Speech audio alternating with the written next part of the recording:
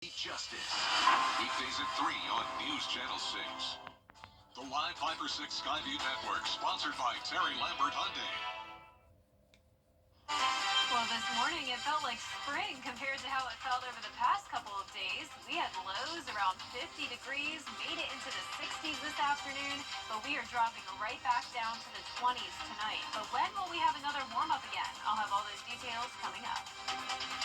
Right now on News Channel 6 at 6, new funding in Waynesboro. How that money will create more housing opportunities and commercial development. As your News at 6 starts now. Live from Television Park, this is WJBF News Channel 6 at 6.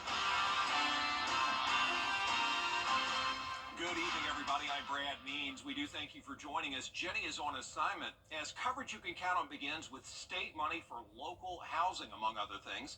Georgia Governor Brian Kemp announcing those awards today, and Waynesboro stands to benefit. Here's Bria Smith. This may be trees and woods right now, but by next year, this area will be a new development, including shopping and housing, thanks to this state funding. It is definitely a place for growth.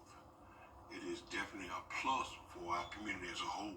The city of Waynesboro was awarded more than $2 million in One Georgia funds to construct street, sewer, drainage, and water infrastructure. Mayor James Jones says he's grateful. I'm so glad that the governor sees fit to award these funds to help us with this venture. The city and project developers will contribute more than $500,000 to support the development of 190 acres of open space. To help provide the infrastructure, housing in small rural town America is a great need. Mayor Jones shares how this can not only keep current workers and families, but also attract others. Professional people like teachers, police officers, firefighters, a chance to live within the community. One of the things we've had by not having adequate housing, a lot of the upper echelon folks live in other counties because Waynesboro didn't have adequate housing. You can expect multifamily and senior developments, retail and commercial space. Shops, mom and pop stores, possible daycare, or maybe a school. But you're going to have single family homes, townhouses, maybe, all mixed together. 51 new housing units will come to this area, and city leaders are confident this will promote growth in this area in the years to come. In Waynesboro, Bria Smith, WJBF News Channel 6. Our chief meteorologist, Jenna Petracci, back with the first check of our weather. And as you told us, Jenna, pretty windy at times out there today. Yeah, definitely a windy day and also a warmer day, so that was nice at least. But the winds tonight are going to be an issue combined with the cold temperatures. It's going to make the wind chill all the way down into the teens. But right now on our Terry Lambert Hyundai Skyview cam, the sun has gone down. We're left with clear skies and dry conditions this evening. This morning we started out 5 degrees above average, believe it or not, so well above freezing at 44 degrees in Augusta. Some places only got down to around 50 degrees, and our high was right around average at 65. Our temperature change map is showing conditions 10 degrees warmer in Augusta, 13 degrees warmer in Waynesboro compared to this time last night. So our temperatures are still in the low 50s to even 60 degrees in Augusta as we are at the 6 o'clock hour now. 53 in Thompson, 58 in Millen, Bamberg, you're at 58, 54 in Gibson, and 53 in Lincolnton. So we had a cold front come through. That's why we had the windy conditions today. The cold front's now to the south of us. This is the high pressure that was over us earlier this week. Now we have another high pressure bringing in more cold air from Canada for tomorrow morning. And as I mentioned, the winds will be a factor tonight as well. They're definitely much lighter than they were earlier, but we're still seeing sustained winds up to 13 15 miles per hour, and the gusts up to 22 in Augusta, 24 in Evans, 25 in Lincolnton. Tomorrow morning, we'll see a north wind up to 5 to 6 miles per hour, and it won't take much to make it feel even colder than this. So 25 degrees at 6 a.m., feeling more so like the low 20s, and you can see it will get even colder by Saturday morning, going with a low of 21 in Augusta, but then we'll start to see that warm up by Sunday. I'll have a look at your full 10-day forecast coming up, but back to you, Brad. All right, Jenna, thank you. New this hour, an arrest has been made in a Richmond County shooting. 27-year-old Harold Leverett charged with murder from the incident that happened Tuesday on Piquette Avenue.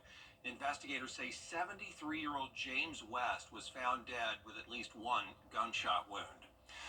Well, tonight the holiday season kicks off in Columbia County at Evanstown Center Park. Let's take a live look now at the holiday market, where there will be live music and pictures with Santa Claus up until 9 p.m. News Channel 6's Brandon Dawson is going to be the host at tonight's tree lighting ceremony.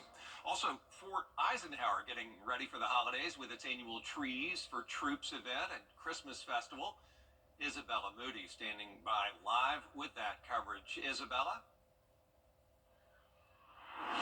Yes, Brad, this is the 20th annual Trees for Troops event. At 4 o'clock, they began giving away Christmas trees to service members and their families. There were around 300 trees to give away, and they were going away quickly. The tree lighting ceremony has already happened with tons of other holiday festivities.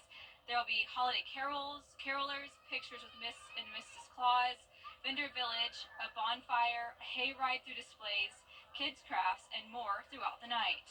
Every time I step on Barton Field, there are more and more people here. And our team of great employees that work as part of this installation, they know how to make this happen. Just always magical to me to hear when there's food trucks and when there's the expectation of Santa Claus and when there's hay rides and a bonfire. People are just talking about being together and having fun. Organizers are happy to give this gift to those during this holiday season. Live in Augusta, Isabella Moody, WJBF News Channel 6. Back to you, Brad. Isabella, thank you. And of course, this is the time of year when many of us are putting up holiday decorations at home, but you need to take some steps before you start, just to be careful, like inspect your lights and your wires. Look for that UL tag on the lights. Cover your outside outlets with weatherproofing so no water or perhaps snow gets in, because that could cause a fire. The Consumer Product Safety Commission reporting about 15,000 people suffered holiday decorating related injuries last year. This week, the Augusta community is remembering a longtime Richmond County coach and teacher, beloved gentleman. Funeral services held Sunday for Joe Olive, who died last week at the age of 85. He had 2 stints at Butler High School, serving as a teacher, football coach, and even the school's principal. He also spent a decade as Glen Hill's first head football coach and athletic director when that school opened in 1967. Some of his former players now are honoring his legacy. My heart, man, was broken when I finally heard the news that he had passed away, because like my dad died. I wouldn't be back in town now. I wouldn't be living in Los Angeles. I would have not have been able to meet some of my boyhood idols. I would not have been able to go to places I've been, hang out with the people I hang out with. It wasn't for Joe Olive. You know, Olive was also the social studies coordinator for the Richmond County School Board for nearly 10 years. He retired in 1991 after 30 years in education. The Olives, a great family here in Augusta. Still ahead, Elon Musk on Capitol Hill. We're going to cover his big meeting with lawmakers as News Channel 6 at 6 continues. We're not going to be able to. And Jenna is back with another check of our weather. Still chilly for now, right? Yeah, I mean, Brad, these temperatures are really not letting up. It's not getting too much warmer. We had that brief warm up today. We're right back to the Arctic blast tonight, but then next week it finally looks like we'll have a more steady warm up, at least for a few days. I'll have more details and the full forecast when we return. Ready to develop more than from the Georgia Lottery. Wrap up your holiday gift shopping with massive savings at Hartford's. Outfit Dunnet coordinates, $15. Men's apparel, $16.98. Kids outerwear, $10.98. Ladies sleepwear, $17.98. Ladies boots, $16.49. Bath towels or washcloth packs, $2.98.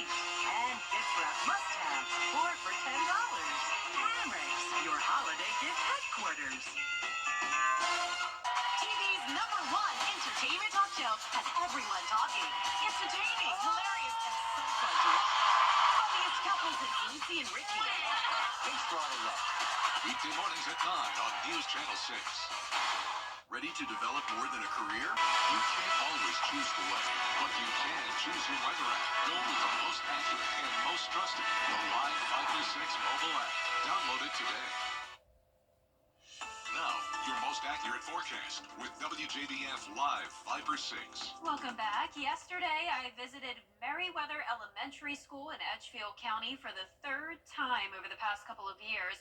I got to speak with Mrs. Anderson's first grade students, always a fantastic group, such sweeties here in this photo. And I have to give a very special shout out to the girl in the sparkly bow here who wants to be a meteorologist one day. And the little boy here in the black sweatshirt is a big fan of local news, and he even knew that WJBF was located at Television Park. So some very, very bright kids in that group. Thank you, Mrs. Anderson, for having me again this year. Here's a look now at our Terry Lambert Hyundai Skyview Cam in Augusta, outside of Television Park. Our skies are clear. Temperatures are still mild, sitting at 60 degrees here in town. Northwest wind of 13 miles per hour. Dew points are falling. We're now in the low 30s with some dry and cold air taking over behind this cold front. The cold front is the reason why we had some cloud cover this morning and the very windy conditions today. And as we zoom out here, you can see we have high pressure to the south of it. That was in effect over the past couple of days.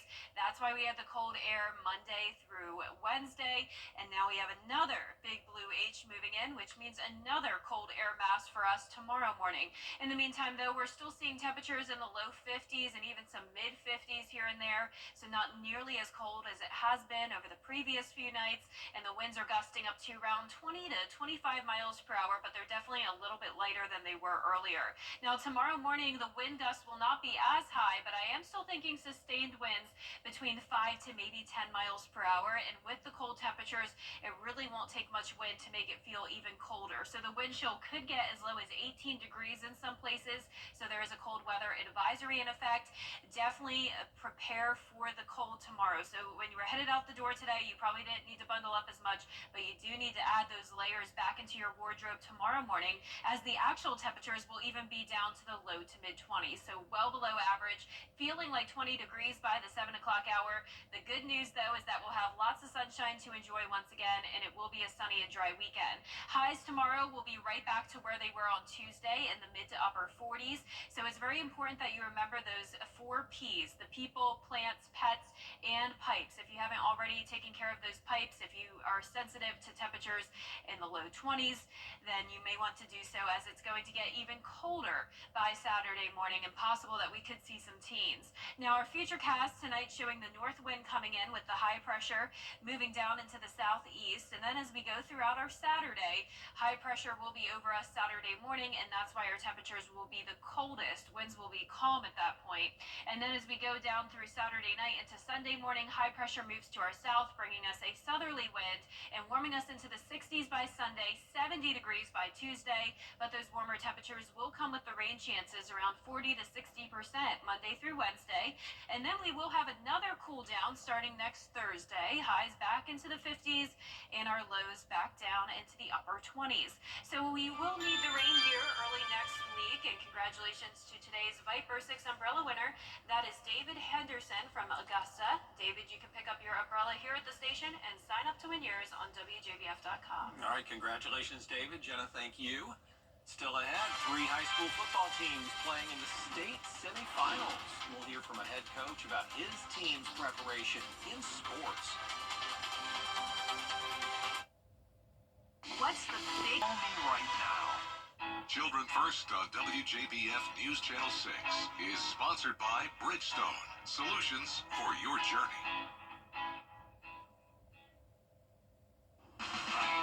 Now, WJBF sports coverage you can count on. 3 high school football teams still alive playing in the semifinals. North Augusta, Barnwell, and Burke County are looking to punch their tickets to the state championship. The 12-1 Yellow Jackets are on a 7-home game winning streak and are looking to add their 8th as they host South Florence. Now, during that stretch, North Augusta has averaged 44 points per game, but the mindset to go 1-0 each week regardless of the opponent. Had a tough out-of-conference schedule, which is which is why you have tough out-of-region opponents. Our region's very good, which helped us continue to get better each and every week. We had really good senior leadership, we've continued to improve each and every week, which is what you want in a football team. Kickoff set for 7:30 p.m. Friday with a trip to the 4A state championship on the line. And staying in the Palmetto State, the Barnwell Warhorses, they are also still alive. They're coming off a 28-27 win over Sherrod and will host Manning on Friday at 7:30 p.m. The winner moves on to the 2A state championship. And over to the Peach State, Burke County will make the trek to Rockmart. The Bears are on the heels of a thrilling 49-42 victory over Thompson. Kickoff also 7:30 p.m. The winner plays in Atlanta for the state title. And over to Augusta U, hundreds of Richmond County students on hand for the Lions and the Jags. First half, the Lions up 15-14. Payne's Cole Taylor drains a 3, and they lead it by 4. Now later on, the Jags, Dimitri Gardner with the jumper, cutting the Lions' lead to 2. Payne would lead by as many as 5 in the first half, but the Jags go on a late run.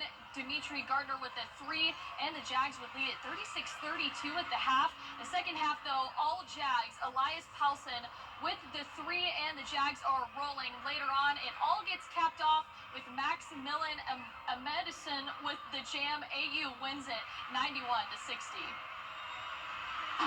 Yeah, we never got out in transition. We were slow to react. So in the second half, we had to get our guys to the corner and spread the floor out a little bit. So it was good to get a win. We appreciate Payne coming and definitely appreciate Richmond County. This is the 9th year we've done this. We had 2 years out of COVID, so it's always a special night for everybody. And to add on to Augusta's home victory, the Jaguars also honored one particular assistant coach in a halftime ceremony. 15 years after being a student athlete today, the Jaguars honored Garrett Seiler by retiring his number 21 jersey. Seiler finished his 4-year career with 1,599 points and 797 rebounds. He is the only Augusta University basketball player to ever suit up in the NBA. He played 21 games for the Phoenix Suns in the 2010-2011 season and several years overseas. It's honestly surreal still, seeing actual banners, seeing everything that's going up there. It took a lot of long nights, early mornings, a lot of great teammates, great coaching staff throughout the years. I never would have thought I would have been in this position. I've been from the red shirt guy that couldn't walk and chew bubblegum at the same time to being an All-American. And that's only through hard work. It helped being very tall, but through a lot of hard work and dedication, it just kind of got me to where I was. Seiler is the founder of the Big G Hoops Foundation that provides meals on Christmas Eve. He also hosts an annual basketball camp for local youth. That'll do it for sports. We'll be back. Save during Transmart USA. Here's another look at your 10-day forecast. Lots of sunshine, but also lots of cold temperatures. 25 tonight, 21 on Saturday morning. And our highs will only be in the 40s tomorrow, but then we're back up into the upper 60s and even around 70 degrees early next week with clouds and rain. My goodness, a little bit of everything there. Yeah, all the seasons in 1 week. How about this holiday tradition in New York? The origami tree on display. The American Museum of Natural History unveiling it. It has more than 1,000 hand-folded paper models. The theme is Jumping for Joy, celebrating the leap year with models of hopping animals, rabbits, frogs, kangaroos, you name it. This is a tradition that started in the 70s, and it is beautiful and unique. I love it. I used to make origami all the time. Well, it is takes a talent to do it, and it looks great. That is our report for now. We appreciate you watching. Back at 7. Good night. Tonight, breaking news as we